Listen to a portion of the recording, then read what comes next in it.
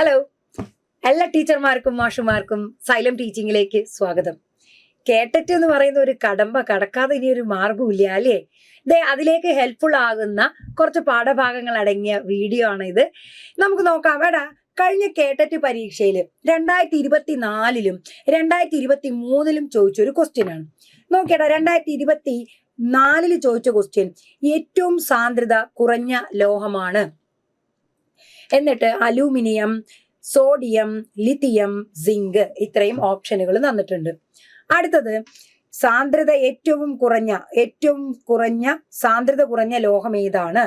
Same question തന്നെ വീണ്ടും വന്നു അല്ലെ? അപ്പൊ കേട്ടിട്ട് 2024 2025 ഒക്കെ ഇതേ ക്വസ്റ്റ്യൻ തന്നെ ആവർത്തിച്ചു വന്നിട്ടുണ്ട്. ഇനി ഇതിന് മുമ്പുള്ള ക്വസ്റ്റ്യൻസ് നോക്കിക്കഴിഞ്ഞാലും ലോഹങ്ങളുടെ പൊതുവായിട്ടുള്ള സ്വഭാവങ്ങൾ സാധാരണയായിട്ട് കേട്ടിട്ട് പരീക്ഷയ്ക്ക് ചോദ്യം വരുന്നതാണ്. നമ്മളെ സിലബസിൽ നല്ല വെണ്ടക്ക അക്ഷരത്തിൽ കൊടുത്തിട്ടുമുണ്ട് അല്ലെ? അപ്പൊ ലോഹങ്ങളുടെ പൊതുവായ ഭൗതിക ഗുണങ്ങളാണ് നമ്മൾ ഇന്ന് ഈ വീഡിയോയിൽ പഠിക്കാൻ പോകുന്നത്. അപ്പൊ എല്ലാവരും റെഡി അല്ലേ? കമോൺ. നമുക്ക് എല്ലാവർക്കും അറിയാവുന്ന ഒരു കാര്യമാണ്, ലോഹങ്ങളെ അടിച്ചു പരത്തി നേർത്ത ഷീറ്റുകളാക്കി മാറ്റാൻ കഴിയും ഇല്ലേ? ഇപ്പോ നമ്മുടെ ഒരു ഗുളികേന്റെ ഒരു കവർ ഇല്ലേ, അതിലൊക്കെ ഒരു മെറ്റൽ കവറാണ്, പക്ഷെ അത് വളരെ തിൻ ഷീറ്റാണ്. എന്തിനു പറയണം, നമ്മൾ വീട്ടിലൊക്കെ സാധനങ്ങൾ പാക്ക് ചെയ്യുന്ന അലുമിനിയം ഫോയിൽ അല്ലെ, അലൂമിനിയത്തിനെ വളരെ നേർത്ത ഷീറ്റാക്കി വെച്ചതാണ്. ഇങ്ങനെ ലോഹങ്ങളെ നേർത്ത ഷീറ്റുകളാക്കി മാറ്റാൻ കഴിയും. ഈ പ്രത്യേകതയെ പറയുന്ന പേരാണ് മാലിയബിലിറ്റി. അപ്പൊ മാലിയബിലിറ്റി എന്ന് പറഞ്ഞു കഴിഞ്ഞാൽ ലോഹങ്ങളെ അടിച്ചു പരത്തി നേർത്ത ഷീറ്റുകളാക്കാൻ കഴിയും എന്ന് പറയുന്നതാണ്. നേർത്ത ഷീറ്റുകൾ ആക്കുക. ഇനി ഇവിടെ ഓർക്കേണ്ട മറ്റൊരു പോയിന്റ്, മാലിയബിലിറ്റി ഏറ്റവും കൂടിയ ലോഹം ഏതാന്ന് ചോദിച്ചു കഴിഞ്ഞാല് സ്വർണമാണ് ഉത്തരം. മാലിയബിലിറ്റി ഏറ്റവും കൂടുതൽ ഫസ്റ്റ് സ്വർണമാണ്. ഈ 2 പോയിന്റ് ആണ് നമുക്ക് മാലിയബിലിറ്റി എന്ന് പറയുന്ന ഭാഗത്ത് പഠിക്കാനുള്ളത്. ക്ലിയർ ആണല്ലോ? രണ്ടാമത്തെ ലോഹങ്ങളുടെ പൊതുവായ സ്വഭാവമാണ് ഡക്റ്റിലിറ്റി. ലോഹങ്ങളെ വലിച്ചു നീട്ടി നേർത്ത കമ്പി, നൂല് പോലെയുള്ള കമ്പികളാക്കാൻ പറ്റും. അതിന് എക്സാമ്പിൾ ആണ് നമ്മളെ ബൾബിലൊക്കെ ഉള്ള അല്ലെ, ഫിലമെന്റ് ലാമ്പിലൊക്കെ ഉള്ള ഫിലമെന്റ് ഇങ്ങനെ ഒരു ചെറിയ നേർത്ത കമ്പിയാണ്. അതിലേക്ക് നോക്കിയാൽ കാണാം അത് വീണ്ടും നേർത്ത കമ്പിയുടെ ഒരു സ്പ്രിങ് ആണ്. അപ്പൊ ഇങ്ങനെ നേർത്ത കമ്പികളാക്കാൻ കഴിയുന്ന ഈ സ്വഭാവ ഗുണത്തിനെ പറയുന്ന പേരാണ് ഡക്റ്റിലിറ്റി. സോ ഡക്റ്റിലിറ്റി എന്ന് പറഞ്ഞാൽ എന്താണെടോ? ഇവരെ ലോഹങ്ങളെ വലിച്ചു നീട്ടി നേർത്ത കമ്പികളാക്കാം. ഇതിനെ പറയുന്ന പേരാണ് ഡക്റ്റിലിറ്റി. ഡക്റ്റിലിറ്റി ഏറ്റവും കൂടിയ ലോഹം ഏതാണ് എന്ന് ചോദിച്ചു കഴിഞ്ഞാൽ അതിന്റെ ഉത്തരം പ്ലാറ്റിനമാണ്. പ്ലാറ്റിനത്തിനോടൊപ്പം തന്നെ ഡക്റ്റിലിറ്റി ഉള്ള ഒരു ലോഹം, അല്ലെങ്കിൽ പ്ലാറ്റിനം കഴിഞ്ഞാൽ ഏറ്റവും ഡക്റ്റിലിറ്റി കൂടിയ ലോഹം ഏതാണ് എന്ന് ചോദിച്ചാൽ ഉത്തരം വരുന്നത് സ്വർണമാണ്. സെക്കൻഡ് സ്വർണം എന്ന് പറയാം. ഓക്കെ, അപ്പൊ ഡക്റ്റിലിറ്റി എന്ന് പറഞ്ഞാൽ നമ്മൾ 2 പോയിന്റ് ആണ് പഠിക്കാനുള്ളത്. ലോഹങ്ങളെ വലിച്ചു നീട്ടി നേർത്ത കമ്പികളാക്കാം. ഇതിനെ ഡക്റ്റിലിറ്റി എന്ന് പറയുന്നു. ഇത് ഏറ്റവും കൂടുതലുള്ള ലോഹം പ്ലാറ്റിനമാണ്. ഇത് ഏറ്റവും കൂടിയ രണ്ടാമത്തെ ലോഹം സ്വർണമാണ്. ശരി, മൂന്നാമത്തെ ഗുണത്തിലേക്ക് കിടക്കാം. ലോഹങ്ങൾ വൈദ്യുത ചാലകങ്ങളാണ്. അത് പിന്നെ നമുക്ക് അറിയാവുന്ന കാര്യമാണ് അല്ലെ? ഇപ്പൊ വീട്ടിലൊക്കെ ആയാലും ഇലക്ട്രിക് ലൈനുകളൊക്കെ നമ്മൾ ഈ ലോഹങ്ങൾ ഉപയോഗിച്ചിട്ടാണ് ഉണ്ടാക്കുന്നത്. അപ്പൊ ശരിയാണ്, ലോഹങ്ങൾക്ക് വൈദ്യുതി കടത്തിവിടാൻ കഴിയും. ഇനി ഇവിടെ പഠിക്കേണ്ട ഒരു പോയിന്റ്, ഏറ്റവും നല്ല വൈദ്യുത ചാലകം ഏത് എന്ന് ചോദിച്ചു കഴിഞ്ഞാൽ ഉത്തരം വെള്ളിയാണ്. ഏറ്റവും നല്ല വൈദ്യുത ചാലകം വെള്ളി. ഓക്കെ, ഇനി വെള്ളിയുണ്ട്, ചെമ്പുണ്ട്, സ്വർണ്ണുണ്ട്, അലൂമിനിയം ഉണ്ട്. ഇതെല്ലാം വൈദ്യുതി കടത്തിവിടുന്ന സാധനങ്ങൾ തന്നെയാണ്. ഓക്കെ, ഇനി ഒരു അലോഹമായിട്ടുള്ള ഗ്രാഫൈറ്റും വൈദ്യുതി കടത്തിവിടും എന്നുള്ളതൊന്ന് ഓർത്തിരിക്കണേ. അലോഹമായ ഗ്രാഫൈറ്റും. ശരി, അടുത്തതിലേക്ക് പോകാം. താപചാലകത. ലോഹങ്ങളെല്ലാം നല്ല ഒന്നാന്തരം താപചാലകങ്ങളാണ്, താപം കടത്തിവിടുന്നവരാണ്. ഇവിടെയും നമ്മൾ ഓർക്കേണ്ട ഒരു പോയിന്റ്, ഏറ്റവും നല്ല താപചാലകം ഏത് എന്ന് ചോദിച്ചു കഴിഞ്ഞാൽ വെള്ളി. അപ്പൊ രണ്ടാമതും 1ാം സ്ഥാനം കരസ്ഥമാക്കിയിരിക്കുകയാണ് നമ്മുടെ വെള്ളി. ഏറ്റവും നല്ല താപചാലകം, ഏറ്റവും നല്ല വൈദ്യുത ചാലകം, രണ്ടിന്റെ ഉത്തരം ഏത് തന്നെ? വെള്ളിയാണ്. അടുത്തത് സൊണോറിറ്റി എന്ന് പറഞ്ഞു കഴിഞ്ഞാൽ നമുക്ക് ഓർത്തിരിക്കാൻ വേണ്ടിയിട്ട് ഇങ്ങനെ പറയാം, കിലുക്കം.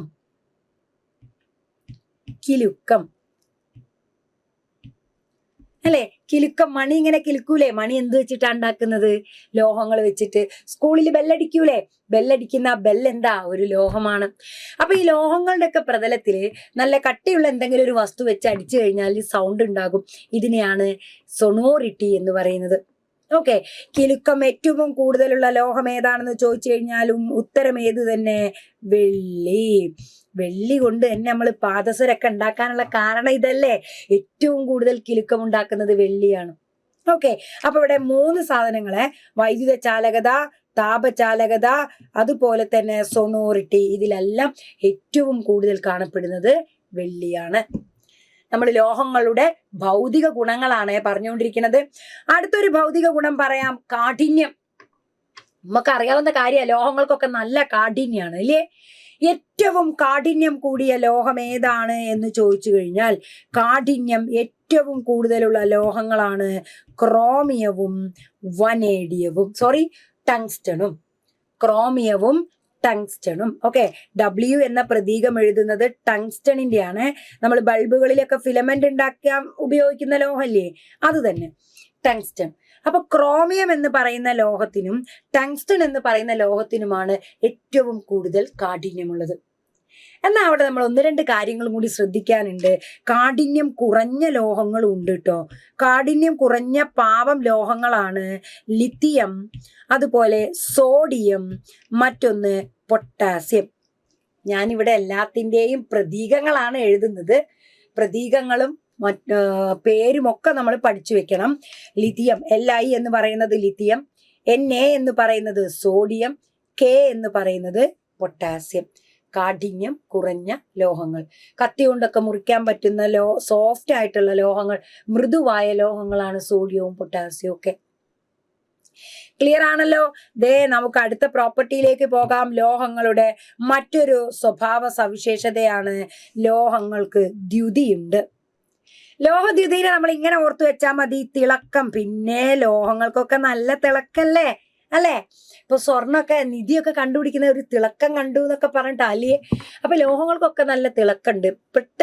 പ്രത്യേകിച്ച് പുതിയതായിട്ട് മുറിച്ച ലോഹത്തിന്റെ ഭാഗമാണെങ്കിൽ, പുതിയതായിട്ട് വാങ്ങിയ അലൂമിനിയത്തിന്റെ കലം എന്ത് തിളക്കാലിയേ, കുറച്ചു നേരം കഴിയുമ്പോഴാണ് അത് മങ്ങിപ്പോകുന്നത്. അപ്പൊ ലോഹങ്ങളുടെ പുതുതായി മുറിച്ച അഗ്രഭാഗങ്ങളൊക്കെ നല്ല തിളക്കമുണ്ടാകും. ഇതിനെയാണ് ലോഹദ്യുതി എന്ന് പറയുന്നത്. ഈ ലോഹദ്യുതി വളരെ പെട്ടെന്ന് നഷ്ടപ്പെടുന്ന ലോഹമാണ് പൊട്ടാസ്യം. പൊട്ടാസ്യത്തിന് ദ്യുതി ഏറ്റവും കൂടുതൽ നല്ല കേട്ടോ പറഞ്ഞത്, ശ്രദ്ധിക്കണേ. ലോഹദ്യുതി വളരെ പെട്ടെന്ന് മങ്ങുന്നു, പൊട്ടാസ്യം പെട്ടെന്ന് മങ്ങുന്നു. അതായത് ലോഹദ്യുതി വളരെ പെട്ടെന്ന് നഷ്ടപ്പെടുന്ന ലോഹമാണ് പൊട്ടാസ്യം. ലോഹദ്യുതി കാണിക്കുന്ന അലോഹമേത്? നമ്മുടെ ടീച്ചർ പരീക്ഷകൾക്ക് ചോദിക്കുന്ന ഒരു ക്വസ്റ്റ്യൻ ആണ്. ലോഹദ്യുതി കാണിക്കുന്ന ഒരു അലോഹമുണ്ട്, അതാണ് അയോഡിൻ. ലോഹദ്യുതി കാണിക്കുന്ന അലോഹമാണ് അയോഡിൻ. അടുത്ത പോയിന്റിലെ കഴിഞ്ഞ 2 തവണയായിട്ട് അടുപ്പിച്ച് ചോദ്യം വന്നതാണ് സാന്ദ്രത. താഴെ തന്നിരിക്കുന്നതിൽ സാന്ദ്രത കുറഞ്ഞ ലോഹമേത് എന്നൊക്കെ ക്വസ്റ്റ്യൻ. പൊതുവേ ലോഹങ്ങൾക്ക് എല്ലാവർക്കും ഉയർന്ന സാന്ദ്രതയാണ്. എല്ലാ ലോഹങ്ങൾക്കും സാന്ദ്രത കൂടുതലാണ്. കുറഞ്ഞ വ്യാപ്തം കൊണ്ട് തന്നെ അതിന് നല്ല വെയിറ്റ് ഉണ്ടായിരിക്കും. ഓക്കെ, ഇനി ഇവിടെ സാന്ദ്രത ഏറ്റവും കൂടിയ ലോഹം പഠിച്ചു വെക്കണേ, ഓസ്മിയമാണ്.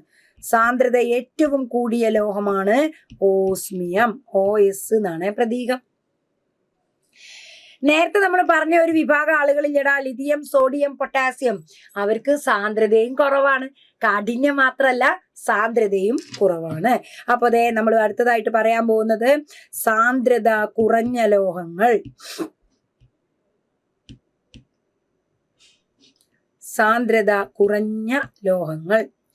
സാന്ദ്രത കുറഞ്ഞ ലോഹങ്ങളാണ് ലിഥിയം, സോഡിയം, പൊട്ടാസ്യം. ഇവിടെ തന്നെ നമ്മൾ ശ്രദ്ധിക്കേണ്ട മറ്റൊരു പോയിന്റ് ആണ്, സാന്ദ്രത ഏറ്റവും കുറഞ്ഞ ലോഹമാണ് ലിഥിയം. സാന്ദ്രത ഏറ്റവും കുറഞ്ഞ ലോഹമാണ് ലിഥിയം. ക്ലിയർ ആയോ? ഓക്കെ ആണോ? അപ്പൊ കഴിഞ്ഞ 2 പരീക്ഷക്കും ചോദിച്ച ക്വസ്റ്റ്യന്റെ ഉത്തരം നമുക്ക് കിട്ടി. 2ന്റെയും ഉത്തരം ഏത് തന്നെ? ലിഥിയം. സാന്ദ്രത ഏറ്റവും കുറഞ്ഞ ലോഹം എന്നാണ് ഇവർ തിരിച്ചു മറിച്ചൊക്കെ ചോദിച്ചത്, അല്ലെ? ആദ്യത്തേൽ ഓപ്ഷൻ C ആണ്, രണ്ടാമത്തേൽ ഓപ്ഷൻ B ആണ്. ക്ലിയർ ആണ്. ദെൻ അടുത്തതിലേക്ക് പോകാം. മറ്റേതാണ് ദ്രവണാങ്കം. ലാസ്റ്റിൽ ഒരു പ്രോപ്പർട്ടി, ലോഹങ്ങൾക്ക് ഉയർന്ന ദ്രവണാങ്കവും ഉണ്ട്, ലോഹങ്ങൾക്ക് ഉയർന്ന തിളനിലയും ഉണ്ട്. ദ്രവണാങ്കം എന്ന് പറഞ്ഞാൽ എന്താടോ? ഉരുകാൻ തുടങ്ങുന്ന ടെമ്പറേച്ചർ. ഒരു ഖരരൂപത്തിലുള്ള വസ്തു ഒരു ദ്രാവകമാകാൻ തുടങ്ങുന്ന ടെമ്പറേച്ചർ, അതാണ് ദ്രവണാങ്കം. ലോഹങ്ങൾക്ക് എല്ലാവർക്കും ഉയർന്ന ദ്രവണാങ്കമാണ് എന്ന് പറഞ്ഞാൽ എന്താ അർത്ഥം? ലോഹങ്ങളൊക്കെ ഉരുക്കണം എന്നുണ്ടെങ്കിൽ നല്ലോണം ചൂടാക്കണം എന്നല്ലേ? യെസ്, ലോഹങ്ങൾക്ക് പൊതുവെ ഉയർന്ന ദ്രവണാങ്കമാണ്. ദ്രവണാങ്കം ഏറ്റവും കൂടിയ ലോഹം ഏതാണ്? ദ്രവണാങ്കം ഏറ്റവും കൂടിയ ലോഹം പറയാനാവോ? ദ്രവണാങ്കം ഏറ്റവും കൂടിയ ലോഹം. ഒരു ക്ലൂ തരാം, ഇതാണ് ബൾബുകളിൽ ഫിലമെന്റായി ഉപയോഗിക്കുന്നത്. ഏറ്റവും കൂടിയ ലോഹം ടങ്സ്റ്റൺ. ടങ്സ്റ്റൺ 3414 ഡിഗ്രി സെൽഷ്യസ് ആണ് ടങ്സ്റ്റണിന്റെ ദ്രവണാങ്കം വരുന്നത്. 3414 ഡിഗ്രി സെൽഷ്യസ്. ഓക്കെ, ദ്രവണാങ്കം ഏറ്റവും കൂടിയ ലോഹം. കുറഞ്ഞ ലോഹം 2 തവണ ചോദിച്ചുകൊണ്ട് തന്നെ ഒരുപക്ഷെ നമ്മൾ എഴുതാൻ പോകുന്ന കേട്ടത്തിൽ ദ്രവണാങ്കം ഏറ്റവും കൂടിയ ലോഹമായിരിക്കും ചോദിക്കുക അല്ലേ? അപ്പൊ അത് എന്തെഴുതാം? ടങ്സ്റ്റൺ എന്ന് എഴുതാം. ദ്രവണാങ്കം ഏറ്റവും കുറഞ്ഞ ലോഹവും കൂടി പഠിക്കാം. ഏറ്റവും കുറഞ്ഞ ലോഹം, ദ്രവണാങ്കം ഏറ്റവും കുറഞ്ഞ ലോഹം എന്ന് പറഞ്ഞാൽ അത് എപ്പോഴും ദ്രാവക രൂപത്തിലായിരിക്കും എന്നും കൂടി ഓർക്കണേ. ദ്രവണാങ്കം ഏറ്റവും കുറഞ്ഞ ലോഹമാണ് Hg. Hg എന്നാലേ ഞാൻ പേരെഴുതിയത്. Hg എന്നാണ് പ്രതീകം. അതിന്റെ ലാറ്റിൻ പേരായ ഹൈഡ്രാർജിറത്ത് എന്നാണ് ഈ മൂലകത്തിന് Hg എന്ന് പറയുന്ന പ്രതീകം വന്നത്. ഈ മൂലകത്തിന്റെ പേര് മെർക്കുറി. മെർക്കുറി അല്ലെങ്കിൽ രസം എന്നൊക്കെ പറയും. ഇതാണ് ദ്രവണാങ്കം ഏറ്റവും കുറഞ്ഞ ലോഹം. ക്ലിയർ ആണോ? ഇനി മെർക്കുറിന്റെ ദ്രവണാങ്കവും കൂടി ഒന്ന് പഠിച്ചു വെച്ചോളി. -39 ഡിഗ്രി സെൽഷ്യസ്. -39 ഡിഗ്രി സെൽഷ്യസ് എത്തുമ്പോഴേക്കും മെർക്കുറി എന്തായി കഴിഞ്ഞിരിക്കും? ദ്രാവകമാവാൻ തുടങ്ങിയിട്ടുണ്ടാകും. പിന്നെ -39ന്റെ മുകളിൽ ഏത് ടെമ്പറേച്ചർ വന്നാലും മെർക്കുറി എന്താ? ദ്രാവക രൂപത്തിൽ. അതുകൊണ്ടാ മെർക്കുറിനെ ദ്രാവക ലോഹം എന്ന് വിളിക്കുന്നത്. ഓക്കെ, ഇനി മെർക്കുറി കൂടാതെ ഗാലിയം എന്ന് പറയുന്ന ഒരു ലോഹം, അതുപോലെ സീസിയം എന്ന് പറയുന്ന ലോഹം, ഇവരൊക്കെ ഒരു 28-29 ഡിഗ്രി ആവുമ്പോഴേക്കും ഉരുകാൻ തുടങ്ങും.